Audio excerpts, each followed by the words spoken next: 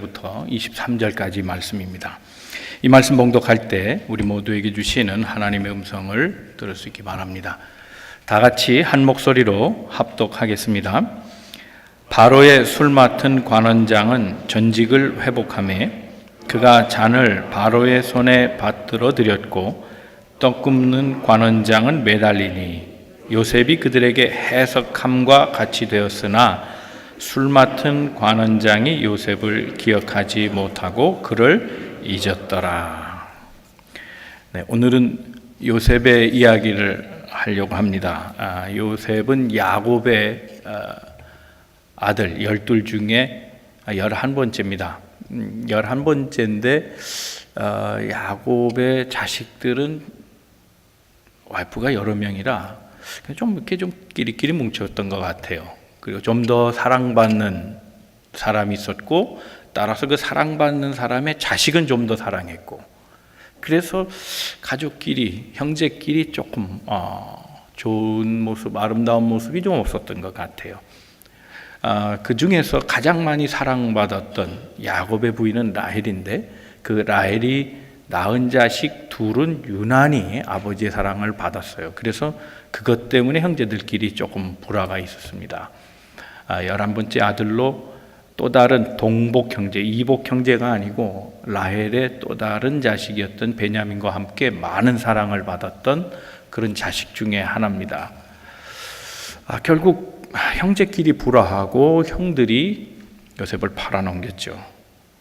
그리고 애굽 땅에서 그는 노예로 살면서 수많은 고통을 겪었습니다. 오늘은 그 중에 한 에피소드를 가지고 말씀을 나누려고 합니다. 고난의 의미가 있습니다. 고난은 하나님께서 우리에게 성장을 위한 기회로 주신 것입니다.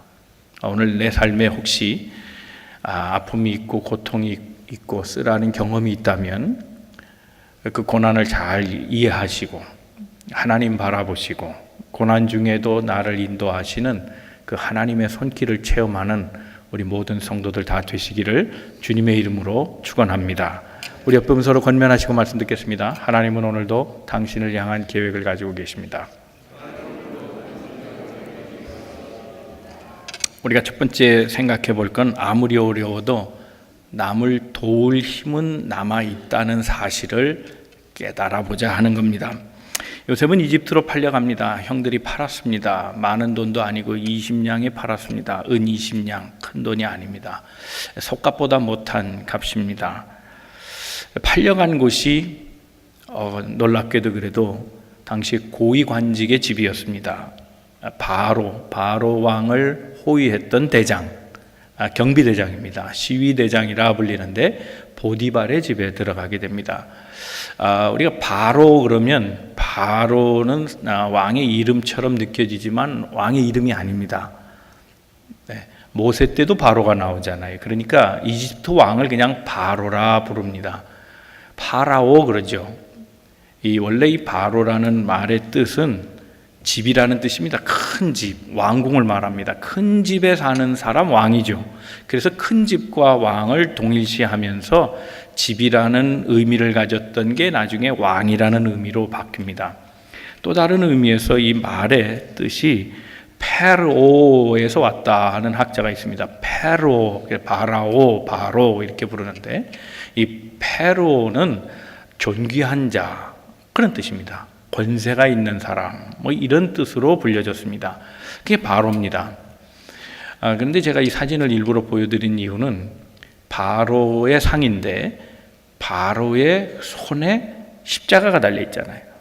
십자가가 있어요. 제가 이번 우리 교인들하고 같이 이스라엘에 가보니까 여리고의 그 상점에 들렸는데 교회 옆에 상점이 딸려 있는데 그 상점에 파는 여러 가지 십자가의 모양인데 이게 있더라고요. 지금도 이집트의 콥틱 기독교에서는 정교회죠. 요 모양, 십자가, T자 모양 위에 동그라미가 들어있는 이 십자가를 지금도 사용하고 있습니다. 그러니까 이건 십자가이면 틀림없습니다. 그런데 이게 고유의 십자가 아니라는 걸 알고 써야 합니다. 십자가가 무슨 동그라미가 붙든 세모가 붙든 무슨 의미가 있겠습니까? 그것은 본래 쓰는 사람의 마음에 달려 있겠지만, 그러나 이것의 시작은 좀 알 필요가 있습니다. 이건 기독교적인 게 아닙니다. 이것은 여성을 상징합니다. 풍요의 여성입니다. 우리가 남성, 여성 기호로 얘기할 때 이렇게 하면 남자고 이렇게 하면 여자잖아요. 그 모양이에요. 여자를 의미합니다. 특히 이것은 성적인 결합을 말합니다. 위의 것과 아래 것의 다른 모양이 결합하는 것. 그래서 풍요의 신을 나타낼 때 쓰는 겁니다. 특히 위에 동그라미는 이게 여성의 골반을 말합니다. 자궁을 의미합니다. 그러니까 이게 생명이라는 뜻입니다. 그러니까 생명을 쥐고 있는 신이라는 뜻입니다. 그래서 이집트에 가면 이런 십자가들이 많은데 그게 기독교적인 의미가 아니고 예전부터 BC 3000년 전 이전부터 이런 모습을 하고 있었습니다. 그러니까 이건 기독교의 고유한 모양이 분명히 아니고, 거기에 보면 관광지에 열쇠 모양으로 끝에 이렇게 저 맨 아랫부분에 이렇게 나와 있으면 열쇠가 됩니다. 그렇죠? 열쇠 모양이죠. 그러니까 생명의 신비를 풀어내는 그런 하나의 장치입니다. 열쇠입니다. 이게 십자가가 아니라 열쇠의 의미입니다. 그러나 koptic 기독교에서 이게 자기 민족에 내려오는 어떤 십자가의 모양이고, 그래서 이것을 십자가로 했으니 뭐 그냥 십자가로 이해는 하겠지만, 그러나 알고 쓸 필요는 있다는 겁니다. 굳이 이것을 십자가로 받아들일 이유는 우리가 없습니다. 그러니까 여행할 때 관광지나 이런 데서 동그라미가 붙은 십자가는 주의해서 살 필요가 있다. 그 말씀 한번 드리고 싶어서 사진을 한번 붙여보았습니다. 이 바라오는 호루스 신하고 연계됩니다. 호루스 신이 현인신, 사람의 모양으로 나타난 신. 그러니까 사람인데 신이 사람의 모양을 그렇게 우리에게 보여진 것이 왕이라는 겁니다. 그러니까 이집트의 왕은 경배의 대상이고 그것은 신과 결합되어 있는 존재입니다. 그래서 그 왕이 죽으면 곧 신의 죽음을 의미하고, 신은 육신은 소실하고 영은 불사해서, 그래서 무덤 안에 갇혀 있는 게 그게 피라밋입니다. 그러니까 피라밋 안에서 영으로 살아있는 존재가 바로입니다. 그러니 그는 신과 같은 존재입니다. 이 신과 같은 존재를 호위하고 있던 사람이 보디발이라는 겁니다. 그건 굉장히 높은 사람입니다. 높은 관직에 아마 왕 가장 가까운 데 있었으니까 촉망받는 굉장한 파워를 가진 사람임에 틀림없습니다. 그의 집에 요셉이 팔려 들어간 겁니다. 거기서 또 좋지 않은 일을 당하죠. 보디발의 아내가 유혹하는데 그것을 물리치려고 했다가 뒤집었습니다. 성추행범이 됩니다. 좀 더 얘기하면 강간미수범이죠. 아주 흉악한 범죄, 아주 혐오스럽고 질이 낮은 아주 저질스러운 죄를 뒤집어 쓰고 보디발의 감옥에 들어갑니다. 그가 경비대장이었으니까 아마 그는 국고의 자금을 빌어서 아마 자기 집에도 그렇게 감옥을 만들었는지는 모르겠습니다. 그가 거기에 들어가서 옥살이를 하고 있을 때에 얼마 안 있다가 두 사람이 그 감옥에 같이 갇히게 됩니다. 그 사람들은 왕궁에서 왕을 호위하던 왕을 보좌하던 또 다른 사람들이었습니다. 하나는 술 맡은 관원장, 하나는 떡 맡은 관원장이었습니다. 보디발이 이를 잘 보살펴 주라고 이 요셉에게 부탁합니다. 당시 요셉은 교도소장의 신임을 얻어서 교도소의 재반 업무를 다 살폈다는 겁니다.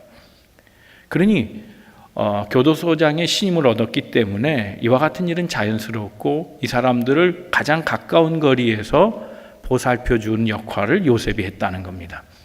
어느 날이었습니다. 이 두 사람이 서로 각각 꿈을 꾸는데 유사한 꿈을 꿉니다. 술 맡은 사람의 꿈입니다. 9절 말씀입니다. 창세기 40장 9절, 10절, 11절 우리 한번 같이 읽어보겠습니다. 시작. 술 맡은 관원장이 그의 꿈을 요셉에게 말하여 이르되 내가 꿈에 보니 내 앞에 포도나무가 있는데 그 나무에 세 가지가 있고 싹이 나서 꽃이 피고 포도송이가 익었고 내 손에 바로의 잔이 있기로 내가 포도를 따서 그 즙을 바로의 잔에 짜서 그 잔을 바로의 손에 들였노라. 이 꿈을 꿉니다. 나무가 있는데 나무가 세 가지로 나왔는데 거기에서 꽃이 피고 열매를 맺었다. 그런데 거기에 잔이 하나 있는데 그 잔에 이 포도송이를 따서 즙을 내서 바로에게 드렸다. 이 얘기를 하니 이게 무슨 말일까 궁금하여 요셉에게 청하여 물으니 요셉이 그것을 풀어주는데 사흘 후에 복직, 이렇게 떨어진 겁니다. 사흘 후에 복직. 이렇게 신비하게 간단하게 푸는 것을 보니 옆에 있던 관원장이, 또 다른 관원장, 떡 맡은 관원장이 내 꿈도 풀어주시오 하고 자기도 꾼 꿈을 얘기합니다. 16절입니다. 읽겠습니다. 시작. 떡 굽는 관원장이 그 해석이 좋은 것을 보고 요셉에게 이르되 나도 꿈에 보니 흰떡 세 광주리가 내 머리에 있고 맨 윗 광주리에 바로를 위하여 만든 각종 구운 음식이 있는데 새들이 내 머리에 광주리에서 그것을 먹더라. 이게 무슨 꿈이냐 궁금했습니다. 그래서 물어보는데 아까 술 맡은 관원과 정반대가 나옵니다. 사흘이에 네 목이 잘림, 이렇게 해석이 나온 겁니다. 같은 꿈, 비슷한 꿈, 유사한 꿈, 좋게 다 해석할 수도 있는데 결과가 다른 겁니다. 이 요셉의 이야기를 좀 다른 이야기로 조금 전환해 보겠습니다. 요셉과 예수 그리스도는 비슷하게 유비되는 것이 참 많습니다. 비슷한 점이 참 많아요. 그렇죠? 요셉은 은 20에 팔렸잖아요. 예수님도 가룟 유다 제자에게 은 30에 팔리죠. 요셉도 어떻게 보면 형제의 미움을 받은 거 아니겠어요? 사랑받아야 될 존재로부터 미움을 받았다고요. 예수님도 똑같아요. 하나님의 사랑은 받았어요. 요셉이 아버지의 사랑을 받은 것처럼. 그런데 동족인, 정말 예수를 환영해 줘야 할 유대 사람들은 예수를 미워했어요. 그래서 시기를 받고 팔려가게 된 거 아닙니까? 요셉은 누명을 썼습니다. 하지도 않은 일을 한 것처럼 그렇게 뒤집어 쓰고 감옥에 들어갑니다. 예수님도 누명을 썼죠. 반역죄, 민족을 소란시키고 하나님을 모독했다, 불경건죄로 누명을 쓰고 감옥에 들어가죠. 똑같은 과정을 겪습니다. 그리고 요셉의 해석에 의해서 한 사람은 살고 한 사람은 죽잖아요. 그러니까 예수님의 십자가에서 한 강도는 살고 한 강도는 죽어요. 그 차이점이 있잖아요. 그죠? 비슷하게 보이잖아요. 그런 관점에서 그런 이야기를 이렇게 큰 프레임으로 보면서 이 해석을 또 다른 의미로 다시 들어가 보면 이런 얘기입니다. 포도주와 떡은 둘 다 어떻게 보면 예수님의 모습을 재현한다고 볼 수 있습니다. 포도나무는 예수입니다. 예수 자신도 비유로 말씀하실 때 나는 포도나무다. 요한복음 15장에 말씀했습니다. 이 포도나무는 예수고 거기에서 열려진 포도송이는 예수님의 피입니다. 즙 짜면 물이 나오는 것처럼 피입니다. 예수님의 보혈을 의미합니다. 근데 빈잔이라 그랬습니다. 그 빈잔에 예수님의 피를 담습니다. 거기엔 인간의 어떤 인위적인 것도 들어가지 않습니다. 그것은 하나님이 받으실 만한 겁니다. 그것을 바로가 먹었다는 말은 결국 신이 받을 만한 것이다 라는 뜻을 갖고 있습니다. 그런데 떡은 다릅니다. 떡은 하나님의 것 주어진 것을 가지고 한 것이 아니라 인간의 노력을 첨가한 것을 말합니다. 그의 노력이 들어간 겁니다. 그의 수고가 들어간 거죠. 그리고 그 떡을 놓고 그 위에다가 또 다른 것을 첨가합니다. 또 다른 구운 음식이라 그랬는데 그건 뭔지 모릅니다. Another food입니다. 그걸 갖고 뒤에 또 위에다 또 얹어놓고 가는데 새가 먹었다는 겁니다. 그러니까 이것은 신에게 드려질 것이 아니고 짐승이 먹을 음식이라는 겁니다. 이것은 영적으로 말하면 하나는 영의 음식이 되고 하나는 육의 음식이 되는 겁니다. 새는 종종 사탄으로 언급되어 있습니다. 그러니까 이것은 악마의 음식이 되는 겁니다. 어떤 것은 신이 받고 어떤 것은 악마가 취하는가. 그래서 그걸 분명하게 얘기하는 게 바로 이런 본문인데, 사람의 노력이 아니라 하나님의 순수한 영의 산물은 하나님이 받으시지만 사람이 인위적으로 조작해낸 모든 것들은 하나님이 안 받으신다는 거예요. 노력을 한 거죠. 떡 맡은 자는 최대한 노력을 한 겁니다. 자기의 기술, 노력, 시간, 물질을 들여서 떡을 만들었습니다. 그런데 한번 우리가 생각할 것은 악한 사람도 10개 중에 한두 개는 착한 일을 합니다. 그렇다고 그 착한 일 한두 개로 그가 선하다고 말하지는 않습니다. 아니, 사람들은 마음이 좋아서 악한 사람도 한두 개 착하면 아이고 착해라고 말하지만 영적인 의미에서 분별해 보면 악인은 그냥 악인 겁니다. 그래서 성경은 6에서 6이 나오고 0에서 0이 나온다 그러는 겁니다. 성령의 사람은 영의 것을 내고 육신의 사람은 악한 것을 낸다 그랬습니다. 둘 중에 하나이지 중간이 없습니다. 그러니 이것은 굉장히 심판적인 얘기입니다. 술 맡은 관은 그는 하나님이 받으실 만한 영적인 것이었고, 이 떡을 맡은 관은 그는 자기의 노력을 가미한 그것은 하나님이 받을 수 없는 사람의 재물이었다는 겁니다. 그걸 얘기하는 겁니다. 자, 이 얘기는 이제 그만하고요. 자, 이런 상황 속에 요셉의 역할, 지금 요셉을 집중하고 있습니다. 요셉의 역할이 뭔가 하는 겁니다. 그도 절망의 타임입니다. 지금 감방에 있습니다. 어찌할 바가 없습니다. 내일이라는 것이 없습니다. 빛을 못 보고 살아갑니다. 그가 빛을 못 봤다는 건 단지 세상의 빛뿐만 아니라 내일이라는 희망이라는 빛도 그에게는 없습니다. 그러나 바로 그 순간에도 그는 누군가를 돕고 있다는 겁니다. 누군가를 도와준 사람. 많은 사람들이 좀 어려워지면 누군가 나를 도왔으면 하지 내가 그런 상황에서 남을 돕겠다는 의지를 가진 사람이 많지 않습니다. 굉장히 힘든 일이기 때문에 그렇습니다. 그래서 조금 어려워지면 사람들이 다 내게 집중해 주기를 바랍니다. 그런데 진짜 그리스도인, 정말 하나님의 사람은 그렇지 않다는 겁니다. 그는 자기를 압니다. 그래서 절망 중에 있을 수 있지만 그러나 그 가운데도 그는 누군가를 돕는 사람인 겁니다. 이게 크리스찬입니다. 누군가를 돕는 사람. 환경의 문제를 얘기하지 않는 사람. 우린 시간이 바쁘면 남을 돕지 못해요. 물질이 없어도 남을 돕지 못해요. 건강이 없어도 남을 돕지 못해요. 이런저런 환경 변화의 이유로 나는 남을 도울 수 없다고 생각하는 사람들이 많아요. 그런데 그리스도인들은 그렇지 않다는 겁니다. 절망에 처한 상황에도 누군가를 돕는 사람이에요. 요셉은 그걸 알았어요.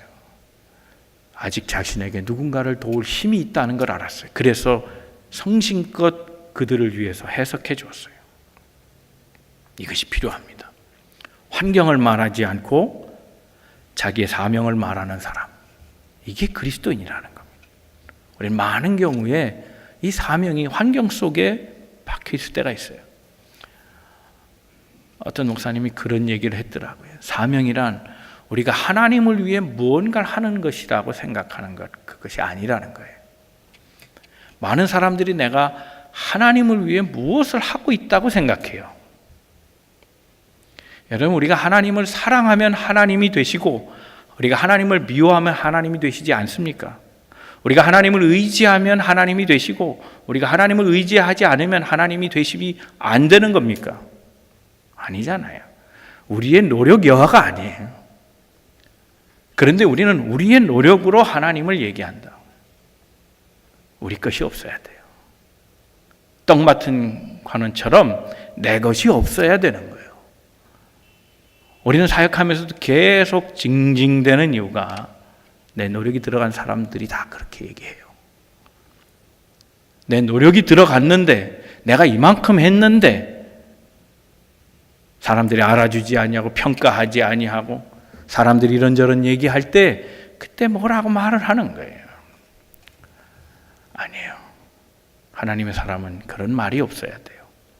도리어 절망한 가운데도 고난의 깊은 심연 속에서도 내가 무엇인가를 할 수 있는 힘이 있다고 믿는 사람들. 그래서 누군가를 헬퍼하는 사람들, 이게 그리스도인이라는 사실을 기억해야 합니다. 사랑하는 성도 여러분, 어려움 가운데도 우리 주변에 많은 사람들 마음에 두고 돌아볼 수 있는 그리스도인들 다 되시기를 주님의 이름으로 축원합니다. 두 번째 생각할 것은 사람에 대한 섭섭한 감정을 이기고 하나님을 기억하는 사람이 되어야 된다는 겁니다. 자, 14절 말씀을 한번 읽어보겠습니다. 시작. 당신이 잘 되시거든 나를 생각하고 내게 은혜를 베풀어서 내 사정을 바로에게 아뢰어 이 집에서 나를 건져 주소서. 나는 히브리 땅에서 끌려온 자요 여기서도 옥에 갇힐 일은 행하지 아니하였나이다. 요셉이 참 섭섭했던 것 같아요. 그죠? 자, 술 맡은 사람에게 해석해 줬습니다. 그대로 됐잖아요. 감옥에 나가기 전에 요셉이 부탁한 게 있어요. 당신이 잘 돼서 나가면 나 좀 기억해 달라고. 얼마나 힘들었으면 이런 얘기를 했을까. 요셉이 부탁한 일이 거의 없어요. 근데 지금은 부탁해요. 요셉도 참 힘들었구나. 그런 한번 인지상정, 한번 동정을 한번 해봐요. 마지막 희망처럼 보인 이 술 맡은 관원. 근데 그가 기억을 못 해주는 거예요. 아니, 이 정도 해줬으면 좋은 결과가 나와야 되잖아요. 전에 한번 제가 언급한 책이 있어요. 좋은 사람에게 왜 나쁜 일이 일어날까? 해롤드 쿠시너의 책이에요. 좋은 사람에게 왜 나쁜 일이 일어날까? 거기서 해롤드 쿠시너가 그런 얘기를 해요. 하나님은 비극을 원하지 않는다는 거예요. 하나님은 인생에게 비극을 주시는 분이 아니라는 거예요. 그러니까 하나님에게서 원망하지 말라는 거예요. 하나님 비극을 안 줬는데 왜 하나님에 대해서 원망하냐는 거예요. 다만 그 고난의 과정 속에 하나님이 있다는 것을 기억하라는 거예요. 그래서 그 고난을 통해서 내가 하나님 손에 있다는 걸 알면 그 고난을 이겨낼 수 있다고 얘기합니다. 그러니까 우리는 하나님에 대해서 섭섭한 감정을 버려라는 거예요. 저는 여기에 또 다른 걸 추가하고 싶어요. 사람에게 마찬가지예요. 요셉은 지금 사람에게 섭섭하고 있어요. 이 섭섭한 감정을 이기는 게 신앙에 굉장한 힘이 됩니다. 사람은 큰 것부터 넘어지지 않아요. 자그마한 것부터 망가지기 시작해요. 그게 섭섭한 감정이에요. 섭섭함을 이겨야 돼요. 좋은 일이 있어서 잘 되는가? 나쁜 일이 있어서 안 되는가? 이게 우리 마음을 힘들게 해요. 그렇죠? 이게 잘 될 때는요, 좋은 일이 계속되면 그래요. 좋은 일 하지 않아도 잘 되잖아요. 그럼 걱정 없잖아요. 좋은 일 하지 않아도 잘 되면. 근데 문제는 안 좋은 일이 일어날 때인데 그때 내가 마음에 자꾸 부담이 되는 게 있어요. 내가 혹시 무슨 안 좋은 일을 해서 이런 결과가 왔나? 결론을 말하면 그거 아무 상관없어요. 좋은 일을 해도 나쁜 일이 올 수 있는 거고 나쁜 일을 해도 잘 되는 것처럼 보일 수가 있다니까요. 아무 관계가 없어요. 거기에 집착할 이유가 없어요. 생각하면 할수록 오히려 더 괴로워요. 영어로 하면 the final straw라는 게 있습니다. last straw라는 말도 쓰고요. straw 아시잖아요. 그죠? 이 빨대. 그 빨대는 볏짚을 말하는 거잖아요. 볏짚. 원래 straw라는 게 볏짚이란 말이죠. 낙타에다가 짐을 실어요. 싣고 실어요. 막 무게가 쭉 무거워서 쳐져요. 그때 볏짚 하나, straw, last straw를 딱 얹어놓으면 확 주저앉는다는 거예요. 그게 last straw예요. 사람이 지치고 힘들고 말이에요. 절망 속에 계속 살다 보면 요만한 조그만 말 한마디에 팍 넘어가요. 그게 건강할 때 말이죠. 마음이 sounds good, 내 삶이 sounds good이에요. 그럴 때는 누가 욕을 해도 괜찮아요. 그런데 내 삶이 힘들면 욕이 아닌 나쁘게 말한 것도 아닌데 뭔가 조금 내게 걸리는 말 한마디도 확 주저앉아요. 사람이 그런 거예요. 그러니 마음의 부담을 느끼고 계속해서 절망하고 실망하고 그래서 좌절 속에 있다면 사람이 무엇인가를 생각하느냐 굉장히 중요한데 부정적인 생각은 하면 안 돼요. 그 자그마한 것에도 빵 넘어질 수가 있기 때문에 그런 거예요. 빵 맡은 관원장 죽었어요. 술 맡은 관원장 살았어요. 복직이 됐어요. 그렇다면 좀 기억해 줘야 되는 거 아니에요? 자, 오늘 본문입니다. 21절 한번 읽어보겠습니다. 시작. 바로의 술 맡은 관원장은 전직을 회복하며 그가 잔을 바로의 손에 받들어 드렸고. 자, 바로 앞에 가게 된 거예요. 좀 기억해 주면 좋잖아요. 전직이 회복됐더라면. 근데 23절에 보세요. 읽겠습니다. 시작. 술 맡은 관원장이 요셉을 기억하지 못하고 그를 잊었다. 기억하지 못하고 잊었다 그랬어요. 여기서 기억이 달라요. 기억하지 못했다는 말은 자카르라는 말이고 잊었다는 말은 샤카흐라는 말이에요. 자카르와 샤카흐는 달라요. 이 자카르는 뭐냐면 뭐 그냥 나이 들면 우리 잊잖아요. 그죠? 건망증과 치매의 차이점이 그거래요. 건망증은 언젠가 생각이 나는 거예요. 그건 건망증이고 계속 생각이 안 나는 건 치매래요. 그러니까 우리가 늙으면 잊어버리잖아요. 그 자꾸 잊어버리면 까먹는 거란 말이죠. 그건 자카르예요. 그건 그럴 수 있어요. 저 사람이 잊어버렸나 보다. 근데 성경은 한 번 더 얘기해요. 그를 잊었더라. 잊었다라는 말은 고의적으로 잊어버린 거예요. 생각하지 않기로 한 거예요. 도움이 안 되니까. 나는 이미 어차피 나왔어요. 내가 아쉬운 소리 이제 요셉에게 할 이유가 없어요. 더더군다나 보디발이 현직에서 지금 관리로 일한단 말이죠. 그런데 내가 괜히 불편하게 그 사람 아무 죄가 없는 것 같으니까 꺼내주세요라고 잘못 말했다가 보디발하고 부딪힐 가능성이 있으니까 부담스러운 거예요. 아예 안 해주는 거예요. 해야 될 위치에 있는데 은혜를 받았는데 그런 것 때문에 못하는 거예요. 이런 사람이 나쁜 사람이에요. 이 사람이 뭐 칼을 들었겠어요? 이 사람이 무슨 뭐 남을 뭐 공작 정치를 했겠어요? 그런데 정말 편 들어줘야 될 때 편 안 들어주는 사람, 이런 사람이 나쁜 거예요. 침묵하는 거예요. 그래서 다른 사람이 다 욕을 먹게 하는 사람, 이런 사람 정말 저질이에요. 말 안 한단 말이에요. 기억해 줬어야죠. 은혜를 받았으면, 자기는 복직됐으면 싫은 소리 듣고라도 해 줬어야 되는 거예요. 아예 기억 안 한 거예요. 그러면서 합리화시키기 시작해요. 자기를 정당화시키게 해요. 그거 어차피 강간범이야. 나쁜 사람이니까 들어갔겠지. 이렇게 합리화시키면 잊어버려도 길티를 안 느껴요. 그렇게 된 거예요. 여러분, 요셉이 3년 있다 나온 거 아시죠? 3년 걸렸어요. 이 3년이란 시간, 남의 시간, 속히 나올 수도 있었는데 이 남의 시간 3년을 망쳐놓은 게 이 술 맡은 관원이에요.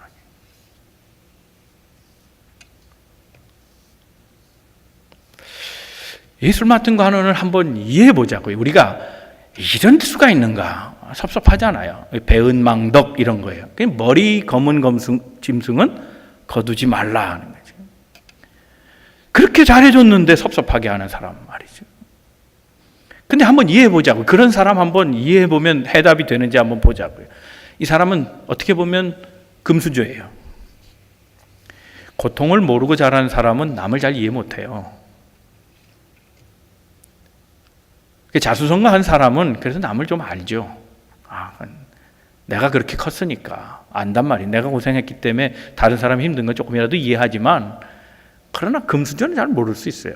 그러나 그렇다고 해서 그것을 정말 금수저는 남의 고통을 모른다 일반화시키면 안 돼요. 일반화의 오류라 하는 말이 있잖아요. 그렇죠? 자, 부자는 천국에 갑니까 못 갑니까? 예? 네?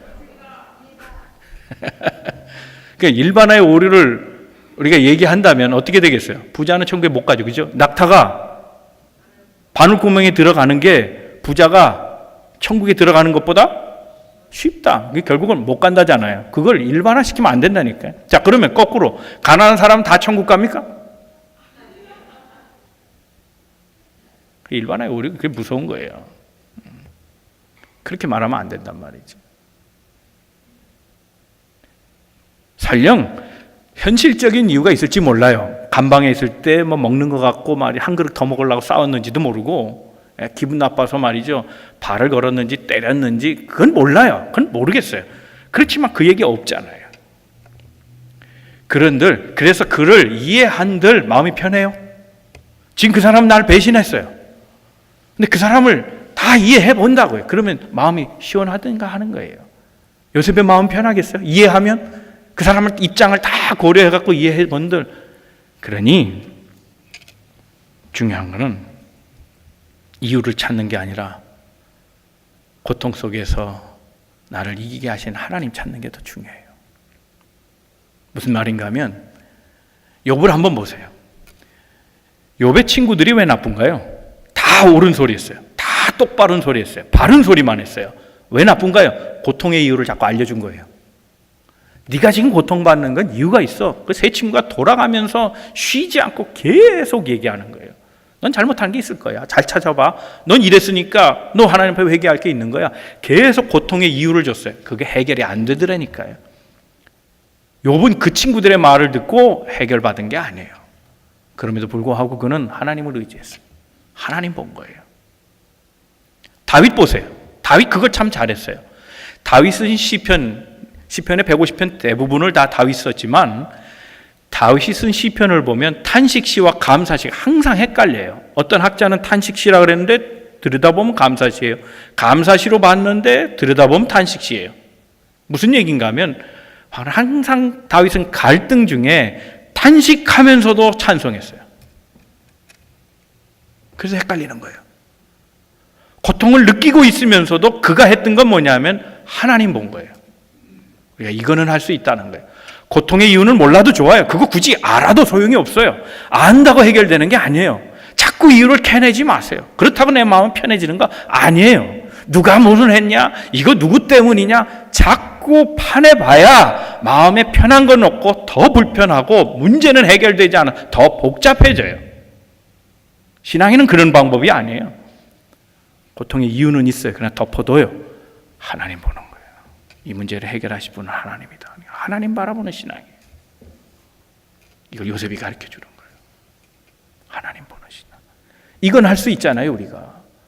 고통의 이유를 찾아내는 건 우리도 어려워요. 고통의 이유를 아는 사람은 아마 아무도 없을 거예요. 자기 자신도 몰라요. 그 일을 행한 사람조차도 고통의 이유를 모를 거예요. 그러나 우리가 할 수 있는 일은 고통 중에도 하나님 보는 일이에요. 그건 할 수 있어요. 사랑하는 성도 여러분, 고통이 왔을 때 이 고통이 왜 내게 왔는가 생각하지 말고 오늘 이따 우리 그 찬양을 부를 거예요. 그 고통에 집착하지 말고 이 고통을 다루실 분은 하나님인 것을 기억하고 하나님께 집중하고 도리 어려움 가운데도 하나님을 찬송하는 믿음의 사람들 다 되시기를 주님의 이름으로 축원합니다. 세 번째는 반전은 하나님께 있습니다. 삶의 반전, 인생의 역전은 하나님이 이루신다는 겁니다. 간단하게 말씀드리면 이런 거예요. 요셉을 성장시킨 이유가 뭐냐? 배신 때문이에요. 이건 역설이에요. 정말 역설이에요. 배신 때문에 컸어요. 요셉을 배신한 사람은 성경이 셋으로 얘기해요. 셋은 완전수예요. 셋. 완전한 배신이라는 거예요. 첫째 누가 배신했습니까? 형제가 했단 말이에요. 사랑해야 될 자가 오히려 배반했어요. 배신이에요. 팔았어요. 그렇죠. 또 누구 있습니까? 보디발의 아내. 그가 배신했어요. 자기의 유혹, 그 욕심, 그걸 채우려고 남에게 누명을 씌웠어요. 주인의 여자가. 이럴 수 있습니까? 배신당했어요. 또 하나의 배신이 뭡니까? 술 맡은 관원이에요. 은혜를 입은 자가 모른 척해요. 아예 잊기로 해버렸어요. 이런 배신이 어디 있어요? 내가 은혜를 베풀었는데 내가 지금 감옥에 있다고 날 무시한 거야? 죽을 맛이. 그런데 생각해보면 형들이 팔지 않았으면 애굽에 갔겠습니까? 애굽에 가지 않았으면 보디발을 만났겠습니까? 보디발의 아내가 아니었다면 감옥에 갈 일이 있습니까? 감옥에 들어가지 않았다면 바로와 옆에 있었던 이 관원장들을 만났겠습니까? 이 일이 있지 않았다면 바로왕 앞에 가서 꿈을 해석할 기회를 얻었겠습니까? 결국 이 모든 고난, 이 배신의 과정을 통해서 애굽의 총리로 다듬어진 거예요. 그의 나이 30대 말이죠. 예수님의 공생애처럼. 그의 30에 쓰임받게 된 겁니다. 이게 중요해요. 그러면 고난엔 의미가 있습니다. 그 극복의 과정에 하나님이 항상 계시다는 사실을 기억해야 합니다. 우리는 커다란 그림을 못 볼 수 있어요.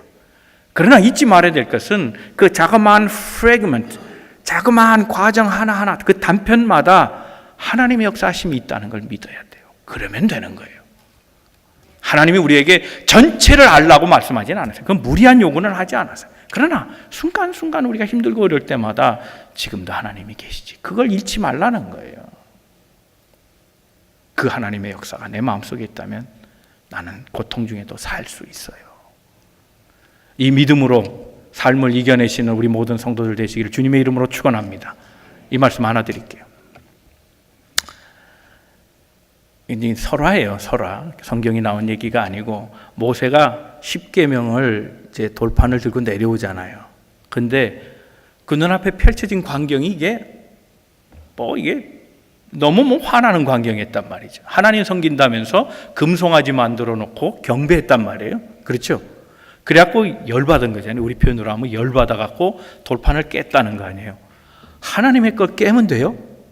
그가 아무리 하나님의 앞에 설 수 있는 대표자라 할지라도 그 깨면 되겠어요?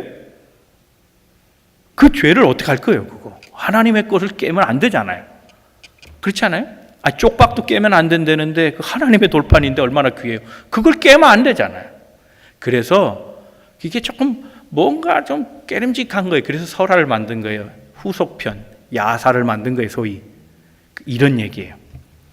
모세가 돌판을 들고 내려왔을 때는 하나도 안 무거웠대요. 하나도 안 무거웠대요. 왜? 하나님의 말씀이니까. 내가 지금 하나님의 말씀을 들고 간다 그러니까 하나님의 말씀이 정말 힘이 있어서 내 삶의 무게가 하나도 안 느껴지더라는 거예요. 그런데 눈앞에 딱 펼쳐지는 광경이 열받게 하는 광경, 그게 나타난 거예요. 금송아지를 섬겨요. 열이 나는 순간 하나님의 말씀이 그 돌판에서 싹 지워지고 갑자기 진짜 돌이에요. 무거워진 거예요. 우와, 엄청난 무게를 견딜 수 없어서 손으로 딱 놓쳐서 깨졌다. 그러니까 마음이 편한 거예요. 그렇게 읽으니까. 근데 그 중요한 게 있어요, 거기에. 이 설화에 중요한 메시지가 있어요. 우리가 하나님의 말씀을 갖고 살면 인생이 고단하지 않은 거예요. 그게 돌 같은 무게를 할지라도. 근데 하나님 말씀이 내 속에서 사라지면 인생의 무게가 견딜 수 없을 만큼 온다는 사실을 기억해야 돼요. 그래서 고난 가운데도 하나님의 말씀 잡는 거예요. 봐서 잡나요? 아니에요. 믿음으로 잡는 거예요. 믿음은 바라는 것들의 실상이요 보지 못하는 것들의 증거니 선진들이서 증거를 얻었다 그랬잖아요. 보이지 않아도 하나님 의지하는 마음, 그 마음이 우리의 삶을 오늘도 이기게 하고 견디게 하고 하나님의 역사 이루게 하는 줄로 믿습니다. 산후손들의 말씀을 정리합니다. 요셉은 고통의 이유를 몰랐어요. 알려고 하지도 않았어요. 알아서 뭐 하겠어요. 여러분, 우리가 고통의 이유를 알면 할수록, 자꾸 캐내면 캐낼수록 더 괴로운 거예요. 이런 데서 해방되기를 주님의 이름으로 축원합니다. 고통의 이유를 찾지 말고 하나님을 바라보는 신앙이 필요해요. 오늘 내 삶 가운데도 하나님은 함께 하시고 내 고난엔 반드시 의미가 있다.